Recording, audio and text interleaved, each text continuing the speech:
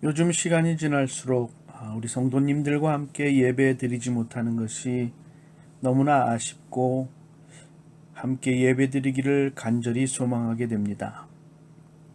함께 예배 드리고 말씀을 나누고 찬양을 하는 것, 그리고 또한 애찬을 함께 나누는 것이 얼마나 기쁘고 좋은 것인가 다시 한번 생각해 보게 됩니다.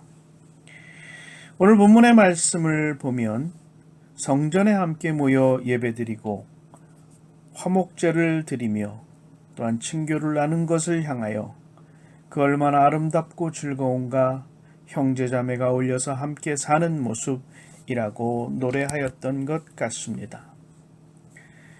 구약의 제사를 보면 다양한 제사가 있습니다. 5대 제사로 불리는 번제, 소제, 화목제, 속죄제, 속건제뿐만 아니라 제사를 드리는 형태에 따라서 화제, 거제, 요제 등으로 불리웁니다.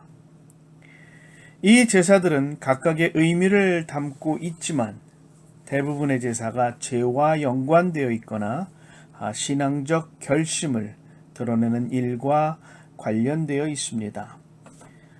예를 들면 번제는 제물을 온전히 태워드림으로 내 모든 것이 다 주님의 것이며 온전히 주님께 내가 헌신할 것이라는 그러한 자신의 결단을 보여주는 의미가 있습니다. 또한 그 이면에는 주님의 뜻에 합당치 못한 성도의 삶을 산다면 내 모든 것이 화제의 제물처럼 사라져 없어질 수도 있다라는 것을 내포하고 있기도 합니다. 또한 속죄제나 속건제는 죄를 사하기 위해서 드려지는 예배였습니다. 그리고 소제는 식물을 드리는 제사입니다. 주로 하나님과의 신앙적 관계에 초점을 맞추고 있는 것입니다. 제사를 드리는 이가 정성껏 제물을 준비하고 제사에 참여함으로 하나님께서 기뻐하시는 예배를 드리게 되는 것입니다. 그런데 그 중에 화목제는 이러한 의미보다는 관계 개선에 초점을 맞추고 있습니다. 화목제를 히브리어로는 체바 샬롬이라고 합니다. 즉 평화의 제사라는 것이에요. 화목제를 보면 우선 제물이 될 짐승의 머리에 제사 드리는 사람이 안수를 합니다. 그 후에 제사장은 그 동물을 잡아 그 피를 단 사면에 뿌리고 그 동물의 가죽을 벗기고 토막을 낸 후에 화제를 드립니다. 화목제의 경우 번제와 달리 내장을 덮고 있는 기름과 콩팥을 덮고 있는 기름, 그리고 간 주위에 있는 기름만을 태웁니다. 그리고 남은 고기는 일부는 제사장이 먹고 그 나머지는 예배자들에게 돌려서 그 예배에 함께 참석한 이들과 함께 나누게 됩니다.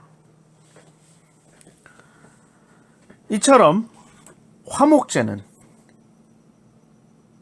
예배 드리는 사람뿐만 아니라 성소와 성소 근처에서 제사장과 예배 참여한 모든 이들이 함께 참석할 수 있는 즐거운 축제였습니다.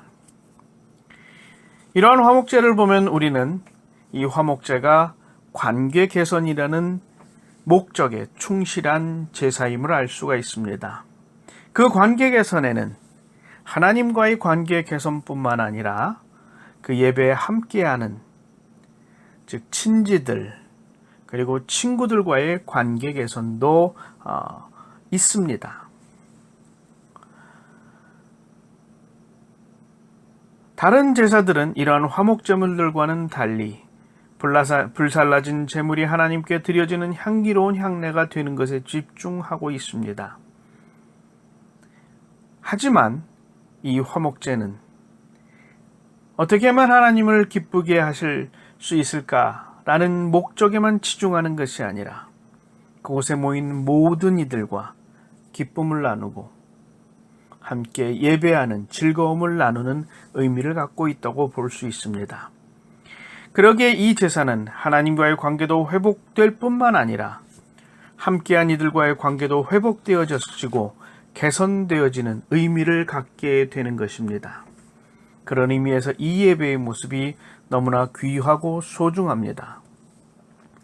이스라엘인들은 화목제를 드림으로 하나님께 영광을 돌릴 뿐만 아니라 주님 앞에 나와 주님의 백성들이 형제 자매로 하나 되는 모습을 보이는 것입니다. 우리가 이렇게 잘 지내고 있습니다, 주님. 우리가 이렇게 잘 지내고 있으니 하나님 칭찬해 주시고 복을 주십시오라고 말하는 듯한 예배가 바로 이 화목제입니다. 그런 의미에서 화목제는 하나님께서 진정으로 바라시는 것이 단순히 하나님과의 관계만을 좋게 하는 것이 아니라 함께한 사람들과의 관계 역시 주님 보시기에 합당하고 귀하고 소중한 것이 되어지기를 바란다라는 것입니다. 성도들 간에 화평을 누리고 화목한 모습을 가진다면 그것이 진정으로 주님 보시기에 기뻐하시는 일이며 아름다운 예배가 되어줄 수 있다라는 것입니다. 그러게 화목제를 통해 우리가 깨달을 수 있는 것은 하나님과의 관계를 올바로 세우는 것은 곧 우리와 함께하는 성도들 간의 관계가 올바로 세워진다라는 것을 의미한다는 것입니다. 주님께서는 보이는 형제 자매를 사랑하지 않으면서 어떻게 보이지 않는 하나님을 사랑할 수 있느냐고 우리에게 물으십니다. 바울 사도는 또한 형제를 사랑하여 서로 우애하고 존경하기를 서로 먼저 하며 부지런하여 게으르지 말고 열심을 품고 주를 섬기라 하였습니다. 이렇게 성도들이 서로 사랑하고 서로를 존귀하게 여기며 섬기는 모습을 시편 기자는 보배로운 기름이 흘러내리는 것과 같고 헤르몬 산의 이슬이 내림과 같다 하였습니다. 보배로운 기름을 부음받았다는 것은 그가 하나님으로부터 인정받았다는 의미를 갖습니다. 그 사람이 하나님 보시기에 합당한 사람이고 하나님이 기뻐하시는 사람이라는 것입니다. 제사장으로 부름받았거나 예언자로 부름을 받을 때에 그리고 왕으로 세움을 받을 때에 즉 하나님의 사람이라고 주님께서 인정하실 때에 하나님께서는 그 대리자를 통하여 기름을 부으셨습니다. 즉 그 사람은 하나님의 사람이며 영화롭고 존귀한 존재가 되었음을 의미하는 것입니다. 그런데 화목제를 위하여 함께 모여 예배드리고 애찬을 나누는 그 모습이 바로 이렇다라는 거예요.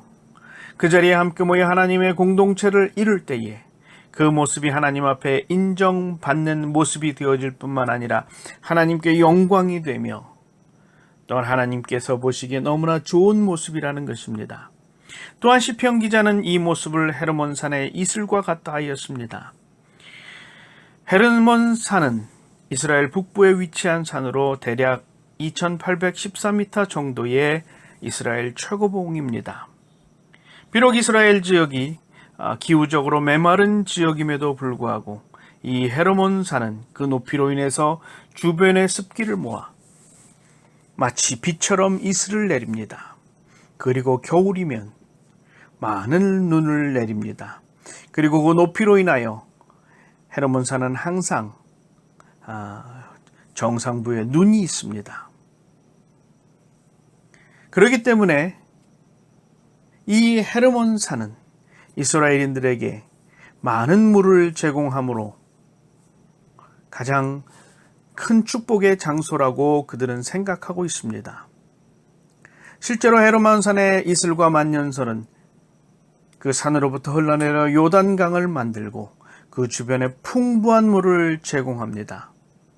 이 산에서 흘러내린 물은 단을 지나 갈릴리 호수로 흘러들어갑니다. 단 지역은 그래서 이스라엘에서 가장 비옥한 지역이 될 수 있었고 가장 풍요로운 지역이 될 수 있었습니다. 그러게 하나님 앞에 모여 화목제를 드리고 그 제물을 나누는 성도들의 모습은 풍요롭고 또한 차고 넘치는 은혜의 모습이라고 주님께서는 말씀하시는 겁니다. 하나님 보시기에 함께 예배드리는 것, 함께 애찬을 나누는 것, 어느 것 하나 귀하고 소중하지 않은 것이 없습니다. 그러기에 하나님께서는 주님의 백성들에게 함께 모이기에 힘쓰라고 하셨습니다. 그리고 또한 함께 모여 섬기기를 주님께서는 원하셨습니다. 서로를 위하고 사랑하는 모습이 참으로 주님께서 원하시는 교회의 모습이며 하나님의 영광을 드러내는 귀한 모습임을 주님께서 말씀하신 것입니다. 지금은 팬데믹 상황으로 인해서 우리는 함께 모일 수가 없습니다.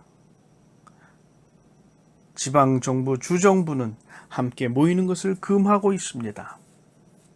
그렇다 하더라도 우리가 육신적으로는 함께 할 수 없다 할지라도 우리 성도들 간의 관계를 끊을 수는 없습니다.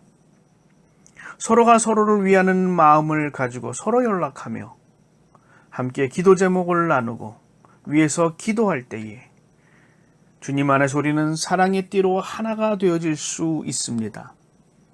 우리가 주님 안에서 하나 될 때에 하시엔다 교회는 주님의 몸된 교회로 주님이 기뻐하시는 모습을 유지할 수 있습니다. 우리가 하나 될 때에 하나님의 풍성한 은혜가 우리 가운데 또한 차고 넘칠 수 있습니다.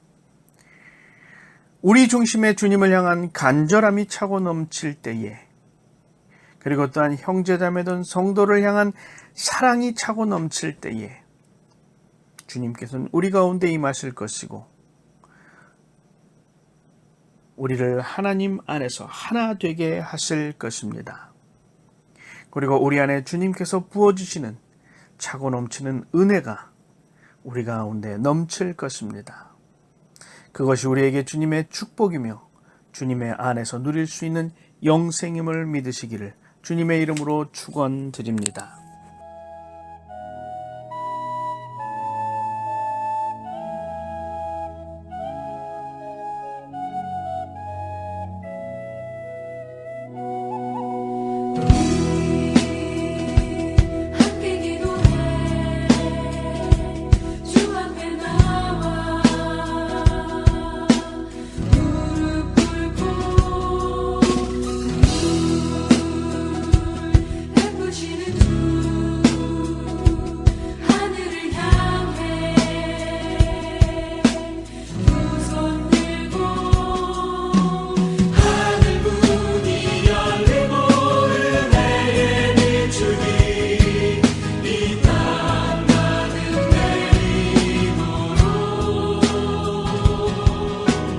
마침내 주오셔서